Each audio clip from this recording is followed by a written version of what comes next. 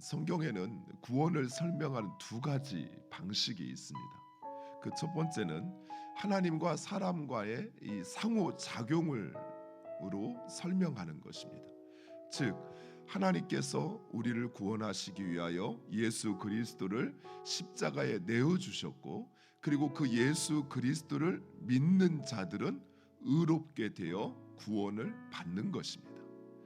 두 번째로는 하나님의 통치 영역과 그리고 하나님의 그 통치 영역을 반역하는 이 영역 간의 싸움으로 구원을 설명하는 것입니다. 하나님은 말씀으로 세상을 창조하셨습니다. 모든 피조물이 그 하나님의 말씀에 순종하여 창조되었고, 또한 그것은 하나님 보시기에 좋았다라고 성경은 말씀합니다. 이것이 바로 하나님의 통치, 곧 하나님의 나라입니다. 하나님의 통치라는 것은 하나님의 말씀에 그 모든 피조물이 복종하는 것, 하나님의 나라 역시 하나님의 다스림에 모든 피조물이 그 다스림을 순복하고 받아들이는 것, 이것이 바로 하나님의 나라입니다. 그래서 그 하나님의 말씀이 모든 이들에게 법과 질서가 되어 따라지는 곳, 그것이 곧 하나님의 나라요, 하나님의 통치가 실현되어지는 것입니다. 그런데 한 사람 아담의 불순종으로 인해서 죄가 세상에 들어왔고, 모든 사람이 죄를 범하였습니다. 그 결과 인간은 사망 아래 놓이게 된 것입니다.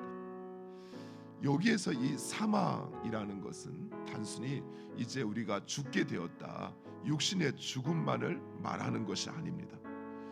죄로 말미암은 사망은 육신의 죽음 넘어 하나님과의 단절을 의미합니다. 우리가 죄를 지어서 이제 이 세상에서 삶이 한정되고 죽게 되었다라는 것은 하나님으로부터 오는 생명을 받지 못한다는 것이, 그것은 곧 하나님과의 단절되었다는 거죠. 하나님을 찾지도 못하고 또 그 하나님을 만나지 못하는 관계가 되어버린 것입니다. 그리고 또한 사망은 영원한 지옥 형벌을 말하는 것입니다. 이처럼 사망 아래 놓인 인간은 죽음으로 인한 두려움으로 말미암아 죄의 종노릇을 하게 되었습니다. 즉 죄로 말미암아 하나님을 찾을 수도 없고, 그리고 이제 죽음 앞에 놓인 인간은 두려움에 휩싸여 우상을 만들고 또 불의를 행하고 죄를 범하는 것입니다.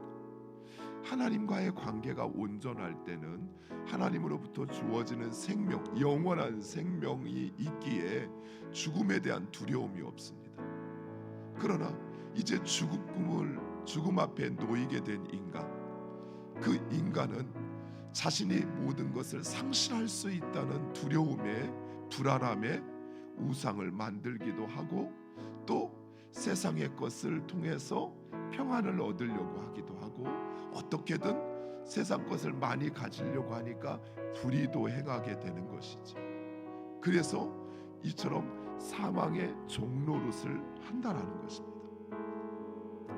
하나님의 말씀에 순종하여 하나님의 다스림을 받던 인간과 피조물이 이제 죄로 말미암아 사망이 찾아오자 그 죄에 굴복하고 죄의 종노릇을 하는 것입니다.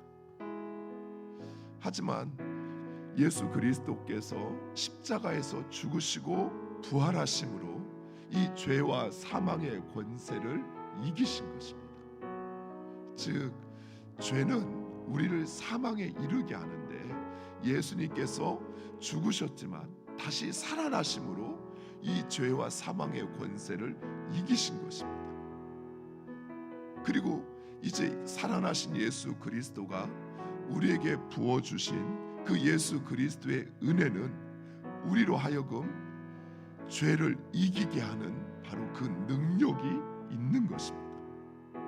무엇보다도 예수님께서 우리에게 주신 예수 그리스도로 말미암아 우리에게 주어진 이 생명은 죽음을 이기시고 부활하신 예수 그리스도로 말미암아 주어진 영원한 생명입니다.